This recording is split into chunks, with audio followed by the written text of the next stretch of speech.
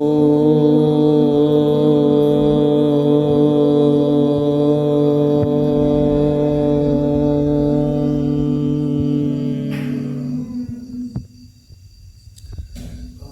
स्वाध्याय कर रहे थे प्रोफेसर सत्यपाल शास्त्री द्वारा रचित वैदिक सिद्धांत रत्नावली का। हम ईश्वर के विषय में जान रहे थे। ईश्वर के विशेषताएं बताते हुए बतलाया गया है कि ईश्वर निराकार भी है। निर और आंग पूर्वक डूं क्रिया धातु से निराकार शब्द सिद्ध हुआ करता है। निर्गतः आकारात् स निराकारः, जिसके अंदर से आकार निकल गया है बच्चों, वो क्या कहलाता है? निराकार। हम सभी आकार वाले हैं, हमारा एक आकार होता है, अर्थात हम साकार हैं, आकार सहित हैं, और जो आकार रहित हो वो निराकार होता है। कोई छोटा है, कोई बड़ा है। चींटी का शरीर देखो, हाथी का शरीर देखो, सांप का शरीर देखो, मनुष्य का, गाय का, बैल का, सबके शरीर का एक ना एक आकार हुआ करता है। लेकिन परमात्मा का कोई आकार नहीं है। कोई कहना चाहे कि परमात्मा फलाने फलाने आकार का है, मनुष्य जैसा दिखता है, गाय जैसा दिखता है, घोड़े जैसा दिखता है, तो ऐसा आकार परमात्मा में नहीं होता। परमात्मा निराकार है। यदि हमारे जीवन के अंदर से आकार निकल जाए तो हम भी निराकार बन जाएंगे। जब हमारा शरीर चिता में जला दिया जाता है तो हम वहाँ पर दिखने बंद हो जाते हैं। हमारी देह राख बन जाती है और जो आत्मा है वो निराकार हो जाती है और वो हमको दिखती नहीं है। जो निराकार चीज़ें हैं वो हमारी आँखों से दिखती नहीं हैं। यदि कोई मनुष्य ऐसा कहे कि मुझको परमात्मा दिखाओ, परमात्मा कैसा होता है, तो आप उसको परमात्मा दिखा नहीं पाओगे, क्योंकि हमारी आँख उसको देखती हैं जो साकार होता है, लेकिन परमात्मा तो निराकार है। तो उसको परमात्मा कैसे दिखाओगे? तुम नहीं दिखा पाओगे। यदि कोई मनुष्य परमात्मा को जानना चाहे तो वो परमात्मा को नहीं जान सकता, क्योंकि मनुष्य की बुद्धि जो 5 तत्व भौतिक चीज़ों से बनी हुई चीज़ें हैं, प्रकृति से बनी हुई चीज़ें हैं, केवल उनको जान सकती है। प्रकृति से, सत्व रजस तमस से जो पृथक चीज़ें हैं, भिन्न हैं, अनिर्वचनीय हैं, उन चीज़ों को मनुष्य की बुद्धि नहीं पकड़ पाती। इसलिए वेदांत सूत्र के अंदर भी कहा गया है बुद्ध्यर्थम तु पादवत, अर्थात फिर साधु लोग इतनी चेष्टा उपदेश क्यों करते हैं? यदि भगवान को हमारी बुद्धि पकड़ ही नहीं सकती तो फिर परमात्मा को जनाने की साधु लोग, संत लोग इतनी चेष्टा क्यों करते हैं?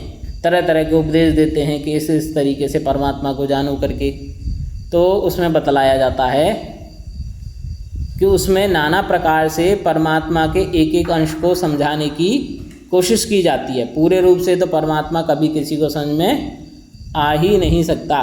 जैसे एक बालक रास्ते पे चल रहा है, छोटा सा बच्चा है, और उसका पिता उसके साथ चल रहा है, तो बच्चा क्या करता है? पिता की छोटी उंगली पकड़ लेता है हाथ से, तो बच्चे के पूरे हाथ में पिता की एक उंगली समा जाती है, तो उसको पकड़ के चलता है। बच्चा ऐसा विचार करता है कि मैंने पिता को पूरा पकड़ रखा है, लेकिन वास्तव में बच्चे ने किसको पकड़ रखा है?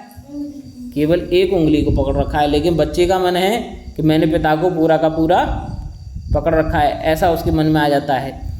ऐसे ही मनुष्य जो भी परमात्मा के बारे में जानता है वो बहुत थोड़ा सा जानता है, लेकिन उसके मन में ऐसा आभास हो जाता है कि मैंने तो पूरा परमात्मा को जान लिया। ऐसे ही प्रत्येक मनुष्य के अंदर थोड़ी थोड़ी धारणाएं विद्यमान रहती हैं, मान्यताएं, सिद्धांत विराजमान रहते हैं, जिससे वो ईश्वर को जानता है और मानता है। सब ने परमात्मा की छोटी छोटी उंगलियां पकड़ रखी हैं, उसी के अनुसार उन्होंने अपने नाना प्रकार के परमात्मा के स्वरूप बना दिए, मत बना दिए, पंथ बना दिए, संप्रदाय बना दिए। तो परमात्मा को बतलाया है कि परमात्मा निराकार है, ईश्वर का निराकार होना उसके गुणों में निहित है। ईश्वर का प्रत्येक गुण सदैव शाश्वत है, अतः ईश्वर निराकार ही है।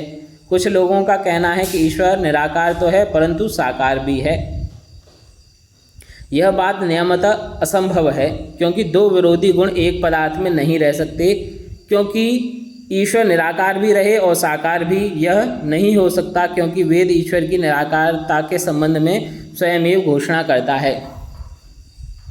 अब आगे देखो, एक विशेष बात बताई गई है कि कुछ लोग कहते हैं कि ईश्वर केवल निराकार है, वो साकार नहीं है। जो वैदिक सिद्धांत को मानने वाले हैं, खासकर आज समाज के लोग, वो कभी भी ईश्वर को साकार नहीं मानते। नहीं वो ईश्वर को अवतारवाद में मानते हैं कि वो अवतार लेते हैं कभी, और उसमें वेदों के एग्जाम्पल देते हैं। आगे मैं बताऊंगा वेद का एग्जाम्पल दे करके मंत्र का, जिसमें ईश्वर को निराकार बोला है। न तस्य प्रतिमा अस्ति, अर्थात ईश्वर की कोई प्रतिमा नहीं है, उसकी मूर्ति नहीं बन सकती। यदि आप लोग हो, आप लोग कुशल कारीगर से अपनी मूर्ति बनवाना चाहो तो पैसे दे करके अच्छी मूर्ति अपनी बनवा सकते हो, क्योंकि आपका एक आकार है, आपकी मूर्ति बन जाएगी।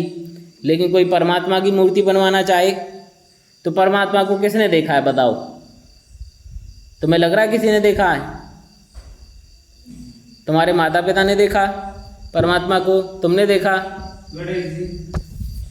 अभी गणेश जी की मूर्ति बनी हुई है, ठीक है। परमात्मा की भगवान गणेश जी हो गए, राम जी, कृष्ण जी, दुर्गा माता, कितने देवी देवताओं की तुम मार्केट में देखते हो, कितनी सारी मूर्तियां मिलती हैं, कितनी सुंदर सुंदर। आप घर में ला करके उनकी पूजा भी करते हो और कहते हो ये हमारे भगवान हैं, ठीक है। तो आप भगवान को साकार मानते हो, क्या मानते हो? कि परमात्मा का आकार है। हाँ, भगवान को कोई बना सकता है? बताओ बच्चों, भगवान को कोई बना सकता है? बना सकता बताओ। नहीं बना सकता। तो गणेश जी को कौन बनाया? गणेश जी को एक कुमार ने बनाया, आदमी बनाया, ठीक है। तो भगवान हो सकते हैं? तो असली वाले गणेश जी तो अलग है। आप भगवान की मूर्ति बना रहे हो, जैसे आपने कैमरा लिया, एक फ़ोटो खींच दिया मुकेश सर जी का, ठीक है। ऐसी गणेश जी का वहाँ पे फ़ोटो खींच करके एक मूर्ति बना दी। लेकिन वास्तव में मुझे ये बताओ, पहली बार किसी ने गणेश जी को देखा? गणेश जी की ये जो मूर्ति है, राम की मूर्ति है, कृष्ण जी की मूर्ति है, दुर्गा माता, शिव जी की जो मूर्ति है, ये कहाँ से बनी है पता है? ये बनी है पुराणों से। पुराणों में जैसा जैसा लक्षण लिखा है कि ऐसी उनकी सूंड थी, ऐसा पेट था। कृष्ण जी की मूर्ति बना दी। असली में वो कृष्ण जी है क्या? असली वाला बताओ। असली वाले, असली जो 5,000 वर्ष पहले हुए थे, हाँ असली। बच्चों, आज तक ये मानो महर्षि दयानंद जी के चित्र में भी विवाद है। महर्षि दयानंद जी का ये असली फ़ोटो नहीं पता चल पा रहा है आज समाज वालों को अब तक कि कौन सा चित्र है। कभी कोई सा ले आते हैं, कभी कोई सा, फिर पहले वाले का खंडन कर देते हैं, ये नहीं ये वाला था। तो आज से 200 साल पहले जो व्यक्ति हुआ उसका चित्र आपके पास नहीं है ढंग का, आप उसमें कन्फ्यूज़न हो।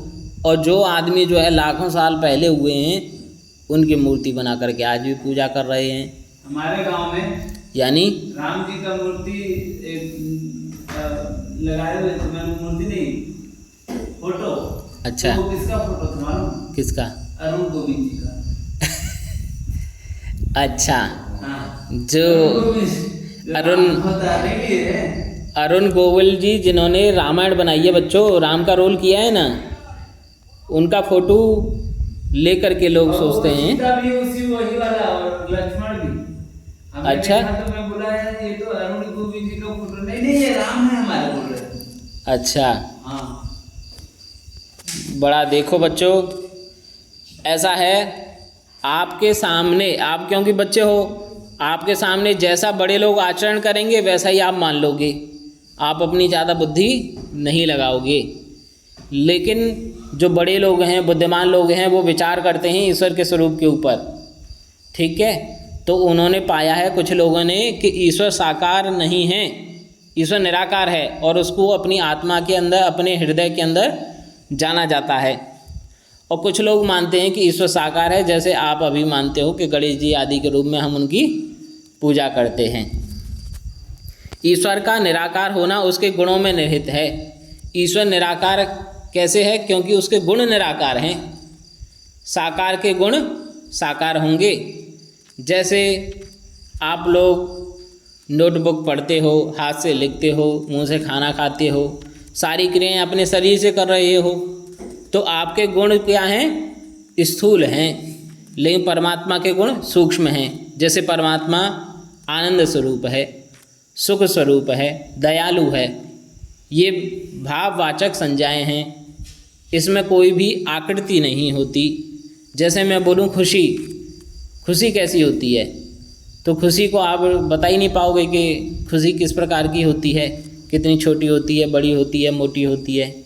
खुशी के बारे में कहोगे खुशी तो खुशी है, वह एक भाव है। दुखी होना, भूख लगना, कोई कहे कि भूख दिखाओ, भूख दिख जाएगी? भूख दिखाई नहीं देती है। ठीक है, इसलिए परमात्मा के भी जो गुण हैं वो इतने ज़्यादा सूक्ष्म हैं कि वो हमारी बुद्धि में नहीं आते। इसलिए उसको निराकार कह दिया जाता है। और ईश्वर का प्रत्येक गुण शाश्वत भी है बच्चों। ऐसा नहीं है कि आज जो गुण तुमने बता दिया वो ईश्वर का गुण अगले दिन नष्ट हो जाएगा, कि आज गणेश जी को मोदक प्रिय हैं और कल जलेबी प्रिय हो जाए, ऐसा नहीं होता। तुम्हारा फेवरेट कोई चीज़ आज हो सकती है खाने पीने की और कल तुम्हारी बदल सकती है। कोई अच्छी चीज़ तुमको और मिल गई तो तुम कहो आज से मेरी फेवरेट ये चीज़ है। लेकिन ईश्वर के साथ ऐसा कभी भी नहीं होता। ईश्वर के जो गुण हैं वो हमेशा शाश्वत तीनों कालों में बने रहते हैं। कुछ लोगों का कहना है ईश्वर निराकार तो है परंतु साकार भी है। कुछ लोग मानते हैं ईश्वर निराकार भी है, साकार भी, दोनों चीज़ मान लेते हैं कि ईश्वर निर्गुण निराकार है और सगुण साकार है। ये शब्द प्रयोग करते हैं, ये शब्द भी अटपटा है। ईश्वर निर्गुण हो सकता है क्या बच्चों? कभी भी कि ईश्वर के अंदर कोई भी गुण ना हो, ऐसा हो सकता है? नहीं हो सकता। ईश्वर के अंदर उसके गुण तो रहेंगे ना, दयालुता, न्याय कहने वाला, अजर, अमर, अनादि, ये गुण तो उसके अंदर रहेंगे। ऐसा तो नहीं हो सकता वो बिल्कुल ही निर्गुण हो जाए, कोई भी गुण ना रहे। कहते हैं टेसू का फूल होता है, टेसू के फूल में कोई भी गंध नहीं होती, ठीक है, न सुगंध होती न दुर्गंध होती। तो क्या टेसू के फूल में बिल्कुल भी गंध नहीं होती होगी? तो फिर टेसू का फूल पहचाना किससे जाता है? अगर टेसू के फूल में कोई गंध ही नहीं है तो टेसू का फूल पहचाना किससे जाएगा? जो भी इस दुनिया के अंदर पदार्थ है वो अपनी एक गंध लिए हुए है, क्योंकि वो भूमि से बनता है, पृथ्वी तत्व से बनता है। और पृथ्वी तत्व क्या है? गंधवती पृथ्वी, जिसके अंदर से गंध आती है वो पृथ्वी तत्व है। आप अपने शरीर को सूंघ करके देखेंगे, आपके शरीर से कुछ ना कुछ गंध आएगी। वो इसलिए आती है क्योंकि आपका शरीर इस पृथ्वी तत्व से मिल करके बना है। देखो कुछ लोग कहते हैं ये बात नियमतः असंभव है। आसमाजी लोग ऐसा बोलते हैं कि ईश्वर न साकार और निराकार दोनों नहीं हो सकता, क्योंकि वो मानते हैं दो ये विरोधी गुण हैं और विरोधी गुण ईश्वर में एक साथ कभी भी इस धरा पर नहीं रह सकते। इसलिए, और ये भी क्या है, मनुष्य अपनी बुद्धि से कह रहा है कि दो विरोधी गुण एक जगह पे नहीं रह सकते। अब मुझे बताओ ऐसा हो सकता है क्या? एक आदमी सीधे भी चल रहा है और उल्टा भी चल रहा है, ऐसा एक साथ हो सकता है? एक आदमी हंस भी रहा है और एक साथ रो भी रहा है, ऐसा हो सकता है? नहीं होता। तो हंसते हंसते आंसू क्यों आ जाते हैं फिर आदमी की? बहुत बार खुशी की बात हो तो फिर भी आदमी रोने लग जाता है, इतनी खुशी हो जाती है कभी कभी आदमी को। देखो बर्फ़ है, बर्फ़ को हाथ पे लोगे तो ठंडी लगेगी गर्म लगेगी? ठंडी लगेगी ना। लेकिन उसको ज़्यादा देर तक रख लो हाथ पे तो वही बर्फ़ तुमको गर्म लगने लगेगी, हाथ को जला देगी। तो बर्फ़ के अंदर ठंडापन भी है, उसके अंदर गर्मी भी है। बर्फ़ के अंदर अग्नि तत्व है, इसलिए वो आपके हाथ को जला भी देगा। तो ये जो अपने जो पदार्थ होते हैं ना, इन पदार्थों के अंदर भी ऐसे तत्व पाए जाते हैं एक ही पदार्थ के अंदर। जैसे चुंबक ले लो, चुंबक के अंदर नॉर्थ पोल भी होगा, साउथ पोल भी होगा, एक तरफ से लोहे के दूसरी चुम्बक से उसको चिपकाओगे चिपक जाएगी, और दूसरी तरफ से उल्टी तरफ से चिपकाओगे तो दूर भागेगी चुम्बक। होता है कि नहीं? ऐसा क्यों होता है? एक ही पदार्थ के अंदर दो विरोधी गुण कैसे दिखाई दे रहे हैं? तो एक ही पदार्थ के अंदर दो विरोधी गुण रह सकते हैं कि नहीं? बताओ, इस पर विचार करने वाली बात है। तो ईश्वर तो ऐसा तत्व है जिसके बारे में कोई हम नियम या सीमा तय ही नहीं कर सकते। जब ईश्वर तीनों काल में एक साथ प्रेजेंट रह सकता है, काल उसके ऊपर कोई असर नहीं डाल रहा, कोई अवस्था उसके ऊपर असर नहीं डाल रही, तो कोई विरोधी गुण उसके ऊपर असर कैसे डाल सकते हैं? जब ईश्वर एक साथ अच्छी चीज़ों के अंदर भी वर्तमान है और बुरी चीज़ों के अंदर भी वर्तमान है, तो परमात्मा इस संसार के जितने भी गुण हैं, चाहे वो विरोधी हैं, अविरोधी हैं, समान हैं, कैसे भी गुण हों, उन सब के अंदर परमात्मा एक रस एक साथ सदा परिपूर्ण रहता है। यानी यदि अभी मैं एक महान विद्वान की, दार्शनिक की एक विचारधारा सुनना था। उन्होंने पूर्णमदः पूर्णमिदं पूर्णात् पूर्णमुदच्यते पूर्णस्य पूर्णमादाय पूर्णमेवावशिष्यते, ईशावास्य उपनिषद ये जहाँ से शुरू होता है, पहले ये मंत्र दे रखा है, इसकी व्याख्या कर रहे थे। और व्याख्या में बहुत अच्छी बात उन्होंने कही कि परमात्मा पूर्ण है, उसके अंदर से यदि तुम पूर्ण तत्व भी निकाल लो, पूरा का पूरा परमात्मा निकाल लो, तो भी उसके अंदर पूरा ही बचेगा। अब मान लो 10 है, 10 में से 10 निकाल लो तो कितना बचेगा? 0 बचेगा कि नहीं? तो परमात्मा से पूरा परमात्मा निकाल लो तो क्या बचेगा? कुछ भी नहीं बचना चाहिए। लेकिन यहाँ तो पूरा का पूरा परमात्मा बचे जा रहा है। कितने भी परमात्मा उसमें से पूर्ण निकाल लो तो भी पूरा का पूरा परमात्मा बचा रहता है। ये कैसा गणित है बताओ? ये ऐसा गणित है जिसको आज के पाश्चात्य दार्शनिक लोग नहीं जान पाते। ये इसके लिए एक शब्द दिया जाता है कि ये अति सामान्य गणित है। इसको सभी लोग नहीं जान सकते, न सभी लोग महसूस कर सकते। यदि परमपिता परमात्मा एक ऐसा अंश होता जिसमें से यदि तुम कुछ घटा पटा पाते तो वो छोटा मोटा आकार वाला हो जाता है। लेकिन परमात्मा के अंदर से यदि तुम कुछ भी घटा दो, देखो कितनी सारी सृष्टियाँ परमात्मा प्रतिदिन उत्पन्न करता है, प्रति क्षण नष्ट करता रहता है, तो भी उसके अंदर कुछ भी न तो घटता है न बढ़ता है। समुद्र है इतना विशाल, उसमें से तुम 2 चम्मच बूंद पानी की निकाल लो तो समुद्र में कुछ घटेगा? घटेगा, क्योंकि समुद्र का एक आकार है। तो समुद्र में से तुमको पता नहीं चलेगा कि कितना घटा, लेकिन चाहे तुम 1 बूंद भी निकाले हो लेकिन समुद्र से घट गया, क्योंकि समुद्र एक परिणाम वाला है, एक आकार वाला है। लेकिन परमात्मा ऐसा है जिसमें से तुम कुछ निकालना चाहो, कितना भी तुम निकाल लो, लेकिन तो भी उसके अंदर से कुछ भी घटता नहीं है।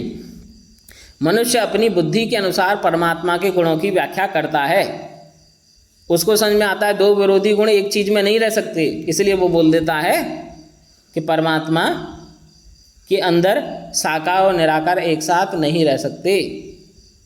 परमात्मा देखो गुणों के स्वरूप में निराकार है, किसी को दिखाई नहीं देता, लेकिन अनुभव में नास्तिक से नास्तिक व्यक्ति के भी आ जाता है परमपिता परमात्मा। कोई कितना भी नास्तिक आदमी हो, परमात्मा को नहीं जानता हो। अभी मैं एक पतंजलि के सन्यासी हैं संजय जी, अपने ही मित्र हैं। अब वो सन्यास ले लिए, ठीक है, सन्यास ले लिए, लेकिन सन्यास लेने के बाद में अब वो अपने नाम के आगे नास्तिक लिखने लग गए। अब वो नास्तिक इसलिए लिख रहे हैं क्योंकि अब वो दुनियादारी में आ गए तो उनको पछड़े पड़ रहे हैं, बड़ी दिक्कत पड़ रही है, इसलिए वो भगवान को मानना बंद कर दिए, अपने नाम के नीचे आगे नास्तिक लगाने लग गए हैं। तो चाहे कोई कितना भी नास्तिक हो, घोर अंधेरे जंगल में जाग रहा है, आकाश में बिजली कड़क रही है और जंगल में कीड़े मकोड़ों का, सर्प आदि का भय है, तो उसको उस समय परमात्मा ही याद आएगा कि हे भगवान मुझको बचा लो, रात को जंगल को पार करा दो। उसको भगवान ही याद आएगा और कोई नहीं याद आएगा। तो कोई चाहे आस्तिक हो नास्तिक हो, उसको परमात्मा का अनुभव हो ही जाता है। क्यों आस्तिक बच्चे, तुझे कभी अनुभव हुआ परमात्मा का? कभी ना कभी तुमको अंधेरे में भय लगे या कुछ भी चीज़ हो जाए, तुम्हारे साथ अनहोनी होने वाली हो, तो दुख में आदमी हमेशा भगवान को जरूर याद करता है। चाहे सुख के अंदर भगवान को याद करे ना करे, लेकिन दुख में जरूर याद करता है। इसलिए माता कुंती कृष्ण जी भगवान को कहती हैं कि हे श्री कृष्ण जी, आप मुझको मेरे जीवन में दुख दो, क्योंकि जब जब मेरे जीवन में दुख आते हैं तब तब आप उन दुखों को दूर करने के लिए सामने आ जाते हो, इसलिए मुझे तो दुख ही चाहिए। उसी के कारण से मैं आपके स्वरूप का दर्शन कर पाती हूँ।